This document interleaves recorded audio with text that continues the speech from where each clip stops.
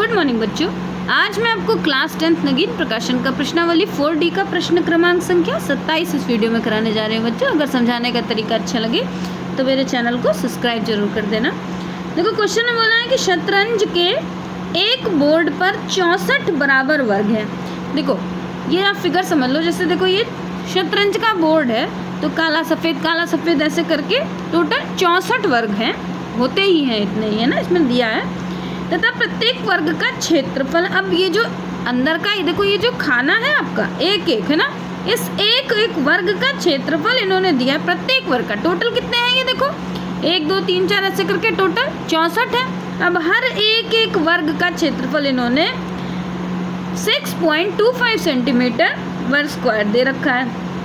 Board के चारों ओर, अब और क्या बताया कि देखो ये तो अंदर का बोर्ड हो गया, अब बोर्ड के चारों तरफ मतलब इधर भी चारों तरफ 2 सेंटीमीटर चौड़ाई का बॉर्डर बनाया गया है। शतरंज के बोर्ड की लंबाई ज्ञात करनी है। अब देखो अंदर तो बोर्ड हो गया और किनारे आपका बॉर्डर हो गया, तो पहले हम शतरंज के अंदर का निकाल लेंगे, उसमें बॉर्डर जोड़ देंगे, बस क्लियर हो जाएगा।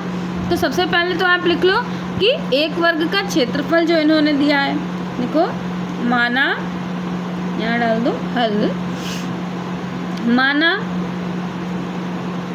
एक वर्ग का क्षेत्रफल बराबर दिया हुआ है इन्होंने 6.25 है ना सेंटीमीटर, यहाँ लिख दो सेंटीमीटर, हिंदी में लिख दो चाहे इंग्लिश में लिख दो। कुल वर्ग कितने हैं? कुल वर्ग हैं 64। ठीक, अब देखो क्या दिया हुआ है। अब बोर्ड का जब कुल क्षेत्रफल अंदर का आप निकालोगे तो सबसे पहले तो एक 64 है और एक का वर्ग क्षेत्रफल कितना है 6.25, तो जब हम उसको इंटू कर देंगे एक दूसरे को तो हमारे पास अंदर का इतने का पूरा ये निकल आएगा क्षेत्रफल। तो आप लिख दो कि बोर्ड का कुल क्षेत्रफल, बोर्ड का कुल क्षेत्रफल बराबर है आपका 64, यहाँ देखो 64 गुणे 6.25, जब इसको मल्टीप्लाई करोगे तो हो जाएगा 400 सेंटीमीटर, यानी इसका पूरे का कितना निकल आया 400 सेंटीमीटर निकल आया है ना।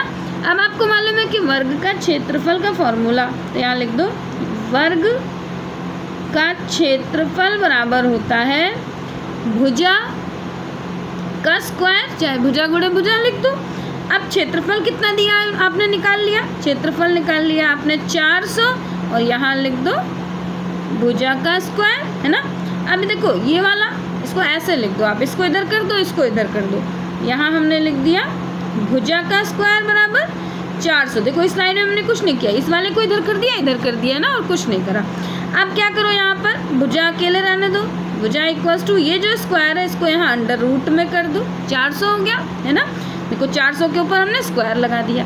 अब यहाँ ये रफ में आप इधर समझ लो कि 400 का देखो एलसीएम निकालो, 400 का एलसीएम लास्ट में 0 है तो 2 से कटेगा और 200 हो गया है ना।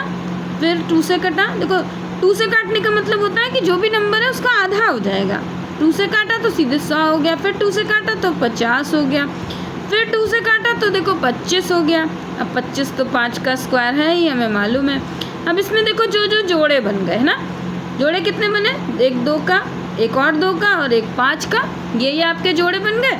इनको गुणा कर दोगे तो देखो 2 2 सा 4 और 4 5 सा हो गया 20, यानी ये किसका वर्गमूल है, तो भुजा बराबर हो गया आपके पास 20 सेंटीमीटर है ना, 20 सेंटीमीटर। ये अंदर का हमें कितना निकल आई, भुजा हमारी निकल आई 20 सेंटीमीटर।